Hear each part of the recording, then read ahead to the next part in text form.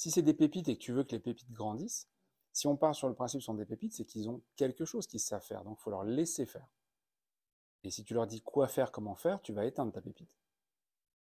Si tu la challenges, si tu la bouscules, tu donnes des pistes, tu te mets plus dans le sélectionneur, la compétence particulière du sélectionneur, c'est de prendre des gens à qui il ne doit rien apprendre en théorie. Les sélectionneurs d'équipe de France, de quel que soit le sport, tu es allé chercher les meilleurs. Tu n'as rien à leur apprendre.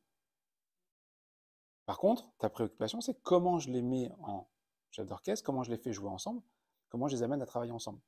Mais ce n'est pas sur ma technicité. Donc il faut que tu passes sur le cran sélectionneur. C'est là où l'équipe. Et puis, comme pour beaucoup de choses, je le vois beaucoup pour les réseaux sociaux, il dit si vous voulez lancer un podcast, si vous voulez faire une chaîne sur un réseau, quel que soit le thème, choisissez quelque chose où vous allez durer dans le temps. Et pour que ça dure dans le temps, il faut que ça soit naturel. Sinon, si tu fais un effort, c'est la différence entre la volonté et la motivation. La volonté, c'est que tu fais un effort conscient. La motivation, tu fais quelque chose sans effort, en fait. Donc, il faut avoir ce côté naturel, et c'est pour ça qu'il faut rester aligné sur ce qu'on est, sur ce qu'on pense. Il faut trouver son mode de management, parce qu'une fois qu'on le met en place, qu'il soit bon, très bon, excellent ou moyen, il s'améliorera parce que tu vas rester sur son cap. Je crois qu'il n'y a rien de pire que le manager qui change d'humeur, change d'avis en fonction des semaines. Et en fonction des bouquins qu'il a lus peut-être sur le sujet. Et que toi, tu fais, wow, c'est quoi ça? Et tu perds en crédibilité. À l'inverse, quand tu sais comment il fonctionne, tu aimes pas, mais au moins, c'est carré, c'est référent. Je sais que quand je fais ça, il aime bien. Quand je fais pas ça, il aime pas. Pas de surprise. Donc, très important d'avoir un cap, d'avoir une manière de faire. Tout à fait. Sur le côté positif, qu'est-ce que vous pensez d'un coach d'équipe qui, à la moitié du match, commence à croire que de toute façon, on ne gagnera pas?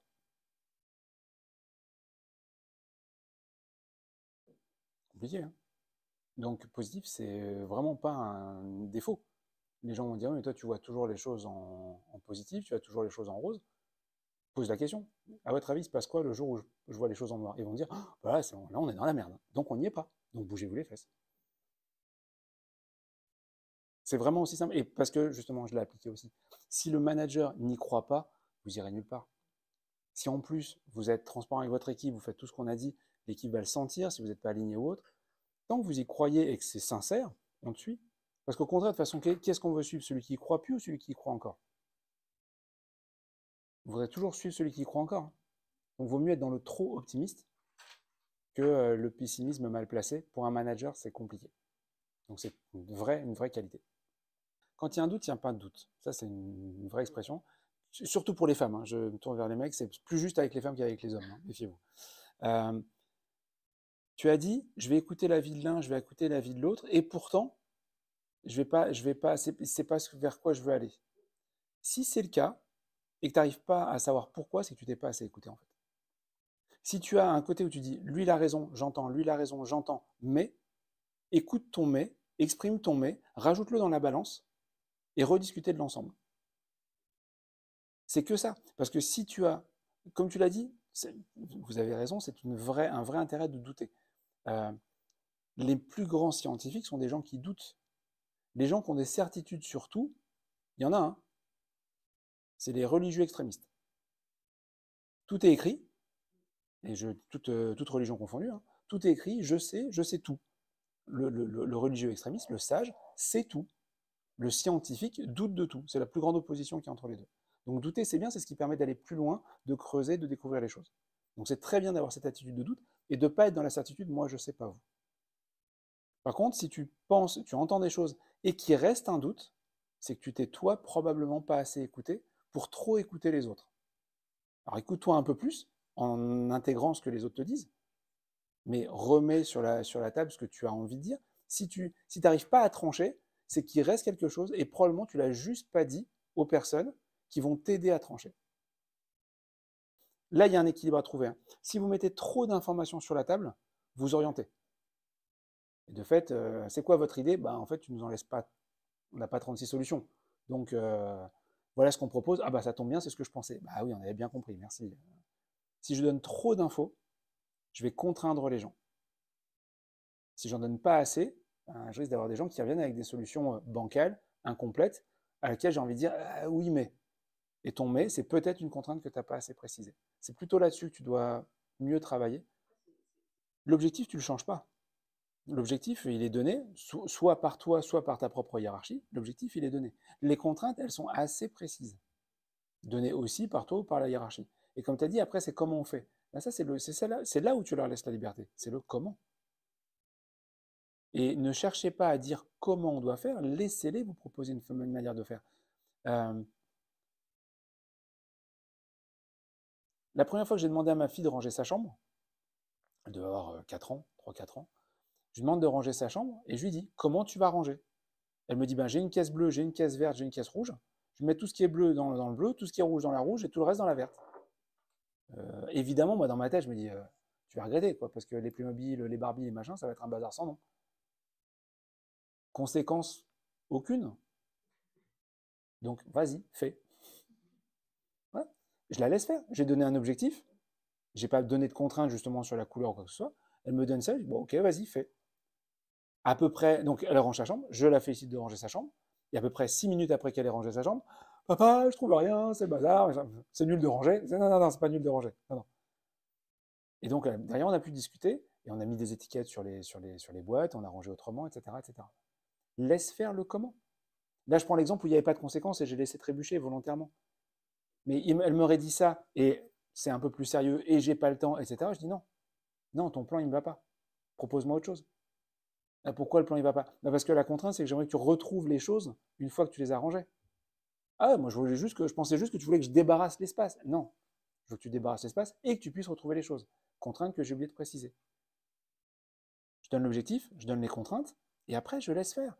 Et plus la manière de faire sera surprenante, plus vous aurez quelque chose de nouveau. Et c'est ça qui peut être intéressant, c'est quand les équipes vous apportent quelque chose de nouveau. C'est vraiment pas comme ça que j'aurais fait, ça m'a même pas traversé l'esprit. Intéressant. Intéressant. C'est mieux, tant mieux. C'est moins bien, on apprend quelque chose et on enrichira l'équipe. Alors que sinon, on va toujours faire ce qu'on a toujours fait. Parce que je vais vous dire comment moi j'aurais fait à votre place. Donc comme tu faisais avant, quoi. Donc on n'apporte rien. Objectif, contrainte, laisse le comment.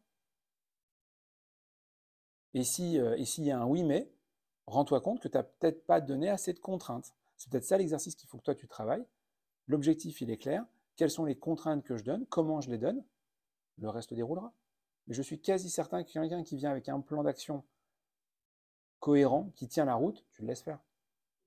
Voilà. Et le mais, en disant bah non, ça ne marche pas parce que, le parce que, c'est une contrainte que tu n'as pas donnée à temps. Soit parce que tu n'as pas voulu le contraindre de trop, et de fait, bah, ce qui en met... Exactement, exactement. Le problème, c'est que quand la personne revient une fois en disant tiens, j'ai ce plan-là, et que tu dis non, ça ne marche pas parce que, ok, je comprends, je retravaille mon plan, je reviens le lendemain, ah oui, mais non, non, ça ne marche pas parce que, deuxième raison, et je comprends la raison. Hein. À la troisième ou à la quatrième, je te dis en fait, tu me dis ce que tu veux, enfin, arrête à chaque fois de dire non, parce que je ne comprends pas. Et ça, c'est mon erreur, c'est parce que je n'ai pas assez cadré les choses avant. Et tu l'as très bien dit, hein, parce que parfois c'est évident.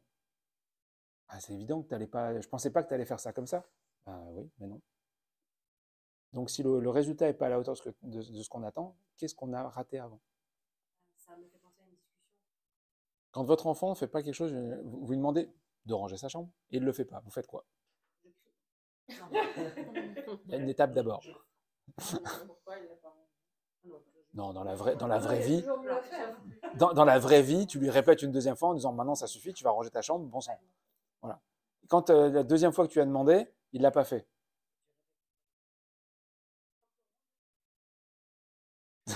Et à la troisième, tu changes d'attitude, parce que tu vois bien que sinon tu vas répéter 18 fois, il ne se passera rien. Donc à la troisième, tu passes à la menace, tu passes sur un autre plan, enfin tu fais quelque chose de différent.